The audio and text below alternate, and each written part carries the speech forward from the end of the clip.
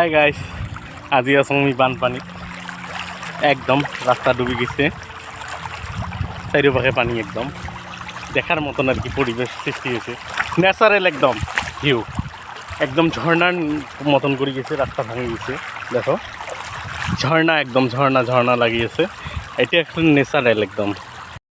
তোমার সরলপাড়া আর যাওয়া লাগবে না, সরলপাড়া এটিকে ফিলিংস হবে আর কি। ঝর্ণার নাম নিচে না করে পানিগুলো নামি যায় আছে আর কি, দেখার মতন পরিবেশ সৃষ্টি হয়েছে আর কি।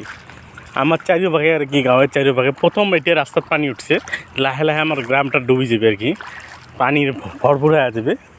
সো তোমরা আমার সাথে থাকি, নেক্সটত কী কী আর কি হয় আর কি পরিবেশ। এই যে পানি নামিয়ে যে আছে, এই রাস্তার অবস্থা আর লাহে লাহে ভাঙে যাবে। এই রাস্তা দিয়ে আমরা বলে রেগুলার যাওয়া আসা করি।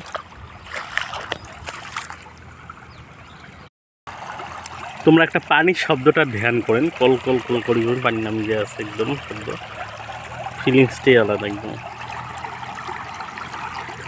এই ভাগে ফিরে আমরা ধান গাড়ি আছি, ধান গাড়াটাও দেখাই আর কি। পানির শব্দটা খুব মধুর লাগে, কারো কাছে মধুর, কারো কাছে বিরক্তির আর কি হাবার পায়। কারণ কি, আমরা গ্রামের থাকি, যখন যার বাড়ি ডুবে যায় তাই এই সমস্যাত পড়ে আর কি। খাওয়া দাওয়ার থেকে সবগুলো যাতায়াত সবে সব পাখি অসুবিধে পায়। লাহে লাহে এই শিলগুলো আছে না, নদীর ভাসি যাবে, লাহে লাহে লাহে লাহে এই শিলগুলো নদীর ভাসি যাবে, রাস্তাটা ভাঙে যাবে। রাস্তাটা ভাঙার আর বেশিক্ষণ সময় লাগবে না, 2-4 ঘন্টার ভিতরে আর কি ভাঙে যাবে। আমার যাতায়াত ব্যাহত হবে আর কি।